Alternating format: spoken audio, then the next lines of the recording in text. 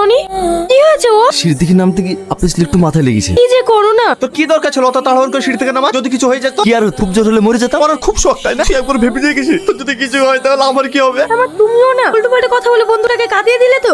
মা তোমার এইভাবে হঠাৎ চলে আসলে? আরে তোকে সারপ্রাইজ দেবো বলেই তো না বলে চলে এলাম। আন্টি কখন এসেছেন? আপনারা ভালো আছেন তো? মেয়েটা খুব সুন্দর দেখতে, তাই না? কেমন সুন্দর দেখতে, কেমন সুন্দর ব্যবহার। মা তোমাদেরকে একটা কথা বলবো ভাবছি। কি কথা বল? আমি সালমাকে অনেক ভালোবেসে ফেলেছি। এটাকে আমার খুব পছন্দ হয়েছে। সালমা, সালমা এইদিকে এসো তো মা।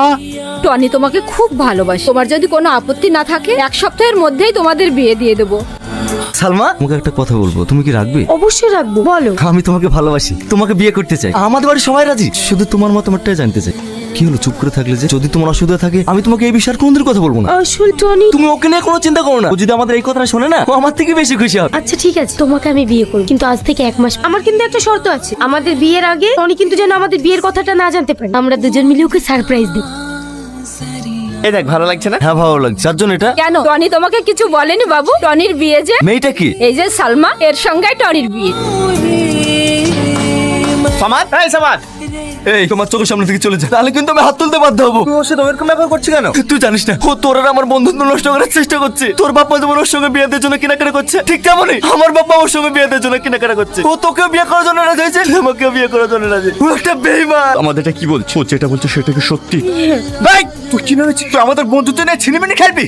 ও আমার বন্ধু, আমার ভাই, আমার আত্মা। ও যদি বলে না তোর মতো হাজার ভাইকে আমি বলে দিতে রাজি, জানিস?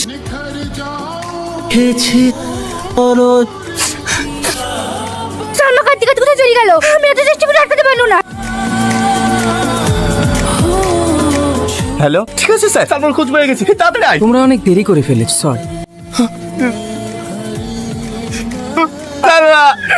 পেশেন্ট আপনাদেরকে এই চিঠিটা দিতে বলে গেছে। যখন তুমি এই চিঠিটা পড়বে তখন তুমি তোমাদের কাছ থেকে অনেক দূরে চলে গেছি। কিছু কথা এমন ছিল যে সামনাসামনি বলতে পারছি, সেই কাগজে সাহায্য নিলাম। তোমরা যেদিন আমাকে বিয়ের প্রস্তাব দিয়েছিলে আমি না বলতে পারিনি, কারণ তোমরা যখন পরীক্ষা দিতে গিয়েছিলে তখন আমার মাথায় হঠাৎ যন্ত্রণা শুরু হলো। তোমরা পরীক্ষার সময় টেনশন করবে বলে আমি একাই ডাক্তারের কাছে গিয়েছিলাম। ডাক্তার আমাকে বললো আমার ব্রেন টিউমার হয়েছে, আমি আর 1 মাসের বেশি বাঁচবো না। তাই আমি চাইনি তোমাদের কারো মন ভাঙবে, তাই আমি তোমাদের দুজনের বিয়ে প্রস্তাবেই রাজি হয়েছিলাম। এটা যদি আমার ভুল হয়ে থাকে তোমরা আমাকে ক্ষমা করে দিও। ভালো থেকো।